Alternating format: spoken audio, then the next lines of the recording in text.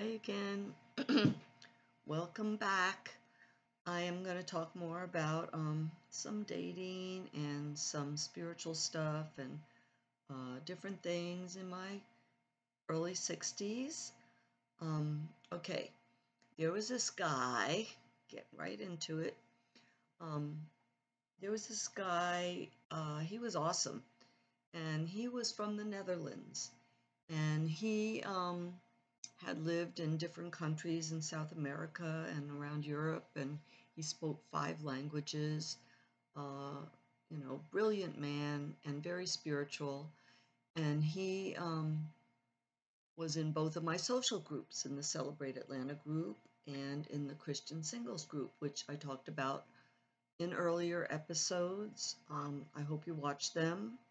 In my season 4, I'm talking about my dating and everything that's going on in my early 60s in Atlanta area. So this guy, yeah, I fell for him. He was awesome, very intelligent, fun, and good looking, everything. He had it all going on. So yeah, I fell for him, like I'm sure a lot of other women did. And anyway, he liked me. We hung around for a bit. I told you I had learned the East Coast swing dance and was doing that a lot. And he taught me the Dutch swing, which was just a little bit different, just a few more moves, but basically pretty much the same. A lot of fun. And I would see him around. He had house parties that I went to, a few of them. And my daughter, who I actually was talking about in my previous episode, if she let me post it. I ran it by her first to make sure it was okay. And if she lets me post it, it'll be out there. But this is the one and only guy uh, during this period of time in my early 60s. The one and only guy that my daughter met. Actually, we hung out. She hung out with us and she danced with him, which she never was a dancer, not much of a dancer, but she danced with him. And uh,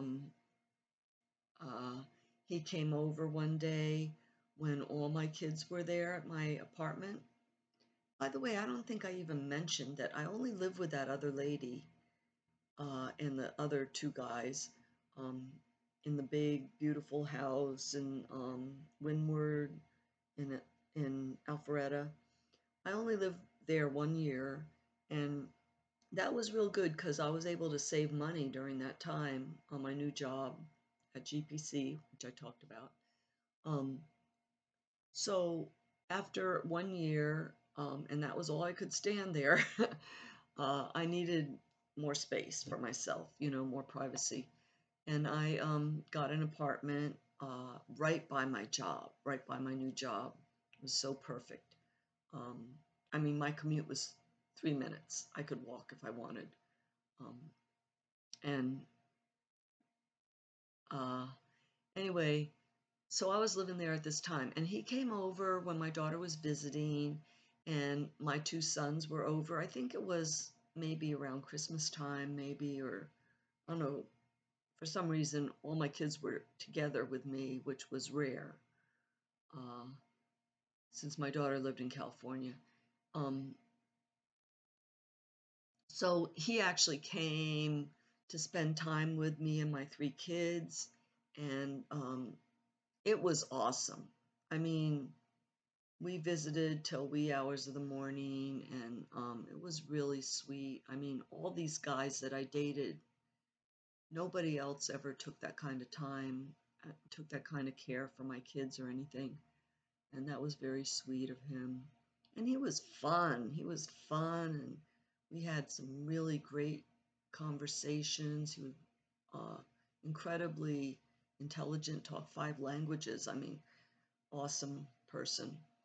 Um, and I went for him, but we had this discussion about what was going on with the Christian singles, especially, but both groups, because it was starting to bother me a little bit. It was starting to bother me because as I was getting into these groups and meeting all these new people, and it had been a couple of years now that I was doing this, so I knew a lot of people and talked to a lot, and men and women. And after I was there for a while, I started making some observations, and I started asking, how long have you been doing this? Because we were all having so much fun, just partying every single weekend and a little bit during the week, maybe. Um, and I felt like, boy, I've been missing out. I was like with that one guy for 7 years, and I could have been doing all this, So, I was curious about their lifestyle. And I said, like, how long have you been doing this? And the answers I was getting from most of them were 5, 6, 7, 8 years. 4, 5, 6, 7, 8 years. I mean, and then I started thinking, and the little wheels in my head started spinning, and I'm thinking, you know, it seems like something's not right here. Something's not right because if you know, you're doing this all these years and you haven't paired up with anybody yet. It seems like there should be um, more marriages coming out of all this. And there was only a few that I knew of, very few. And they were all in the Celebrate Atlanta group. They were not in the Christian singles group. So this, was starting to bother me a little bit because I'm trying to be right with God. I'm thinking, these are all good people. I mean, both groups, good people. Um, but that was bothering me because I don't know if that's really God's way for you to just party forever. That's what we were doing. So I started talking about it to him and to some other people in the group that I was that I really had some deep conversations with. There was a few of them, mostly men, I have to say. I think women are more superficial than men. Men are more honest, and I enjoy talking to them, really and truly, more than most women. I like having deep conversations with men. It's hard to get there because they don't open up as easily as women, but women are more superficial and they're not as honest. If you can get a man to open up, they're usually pretty honest, and I like that. And that's what I would try to do with these men friends that I had, and I broke through with a lot of them. And he was one that we had some good discussions. And I got to say, at one point in time, he started a group, a small group, uh, Bible based, and it was called Untying the Knots. And I'll talk about that a little bit more later. I want to stay on this for a second. So, anyway, we had some fun. I remember spending all day on one 4th of July with him, and I really liked him a lot. So I had this conversation with him, though, and I told him that this was bothering me about these groups. All these single people in their 50s and 60s hanging out, having all this fun, and there's no really cementing of the relationships. It didn't seem right to me. I didn't feel like it was really right in God's eyes. I think it was okay. I felt like it was okay for a season, but it should lead into something better, something more fulfilling and more permanent than all that. So I had that discussion with him, um, and I mean, I would have married that guy, right? But I didn't know if it would be good because I really felt like he was like above my level, which he probably is. But anyway, we had this discussion after, we got close, and for a little bit, it was just a minute in time. But anyway, I guess I convinced him because then he was only a couple years younger than me, like maybe 3 or 4 years younger than me. But I guess I convinced him of something, and then, obviously he really wanted to. He agreed with me 100%. You're right. This should lead to marriage. That's God's way. It should lead to marriage. And he uh, started pursuing, looking for a wife, and found one that was over 10 years younger than me, but he's with her, and I hope they're happy. So one day when I was not with him, but I was at one of his house parties. Now I had been visiting this other church just a couple times. I went maybe 2 or 3 times to this other church with my friend George invited me, and that was a church where they spoke in tongues, which I had never done. I was exposed to that as a little kid. The very first church I went to when I was like 4 years old, Assembly of God. But I left that church when I was 7, I think. And, all the other churches I went to didn't do that, at least not in church. But this influencers church, they did speak in tongues after the service. They did healings, and I mean, I saw people get slayed in the spirit and all kinds of things. But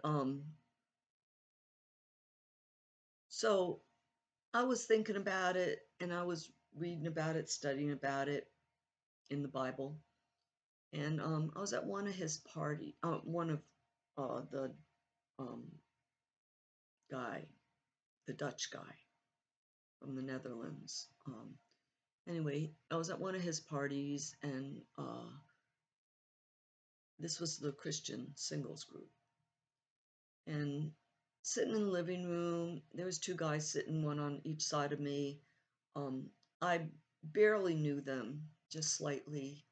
One guy, I'm going to call him Abe, and he was, I think he was Korean, maybe Chinese. And the other guy, I'm going to call him Kev. And like I say, I didn't know them well. I had seen them around before. Maybe I danced with Abe a couple times. Just getting to know him, just a little chit chat conversation. But I got the vibe. I could feel that. I felt like they were really good Christian men. That was my impression from the little bit I knew of them. So I asked them, because it had been on my mind lately, did you ever speak in tongues? And they both said yes. And I said, well, I never have, but I'm curious, interested to know more about it. So they both told me a little bit about their experience, and I told them that it was something like I kind of thought I would like to do that, but never really tried or anything like that. So somehow we decided that they would help me. And we went upstairs to be alone. We went up in one of the bedrooms, locked the door, and we were standing in the middle of the room. We might have held hands a little bit. I don't remember. I know I had my hands up in prayer and praise part of the time for sure, most of the time probably, and them too. And they just were earnestly praying over me, just praying to God for His Spirit, for blessings on me, and lifting me up and praising God. It was just a really beautiful worship service with the 3 of us, focusing on me, um, you know, lifting me up for a blessing. And I was totally into it, and they were, and it went on for a little while. I don't know how long. I mean, it might have just been minutes. It might have been 20 minutes or something. It might have been, I don't know if it was 5 or 20, but after a little bit of time, I mean, I was really into it and really feeling the spirit, and so thankful to have these two brothers in Christ praying over me, and just thankful for the whole, Christian friends and being there and everything, and wanting to be closer to God. And I started to feel something physical. I started to feel levitation.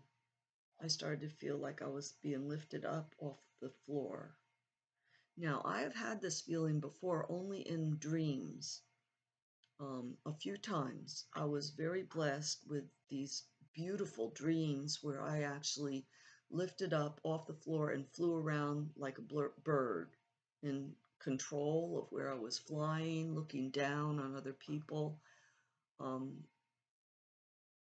and when flying outdoors, and some times I was indoors, but I would go up in flight and hit the ceiling and fly around the room and eventually fly outside. And I had those dreams during this time, um, after I broke up with that guy, Pablo, the Baptist pastor. After I broke up with him, I started having these dreams. Um, and they were beautiful, best dreams I ever had in my life. I love those flying dreams. Um, and I was starting to feel like that, but it was real. I was starting to feel like I was levitating off the ground, and something was happening. I was like tingling all over, and I knew it was about to happen. I was about to do it. I was about to speak in the tongues of angels. Um, I could feel it coming. And by the way, I got to say this. What I believe still and before this, this is what I got from my Bible studies, on my own and in groups, because they didn't talk about it too much in the churches I went to. But what I believe from my study in Corinthians, especially, um, that there is a gift of tongues, and it's in Acts also, but I think that the one in Corinthians is a different gift of tongues. Um, that it's actually talking in the tongues of angels, where it's just a very personal, private communion between you and God. I believe that that's a gift of the Holy Spirit, which I have not received.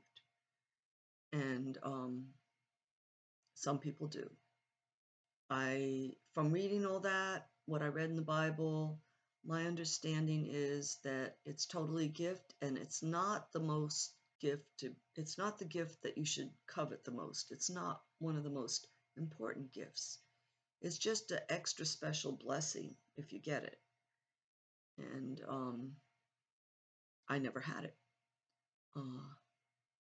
Because there's not a big purpose in it. It's mostly just your relationship with God, um, not so much to benefit others. It's just between you and Him. Um, so I was like feeling like I was almost there. And all of a sudden, bam, bam, bam, it was like, open up. How does that song go? Bam, bam on the door. Bam, bam on the door, baby. Yeah, it was like all of a sudden we heard voices in the hallway, bam, bam on the door, and two ladies, excuse us, the door's locked, our coats are in there, we gotta go. So the whole thing was broken. The moment was broken. And we opened the door. Who knows what those girls thought of me in there locked in the locked room with the two guys. We said, we were just praying in here. Like, yeah, right. I'm sure they believe that. Who knows? Anyway, that's what was going on, and that was my experience with that. So, I did, I got a few minutes. I guess I'll wait till next time. Okay, I thank you all for watching, and I hope you enjoyed. God bless.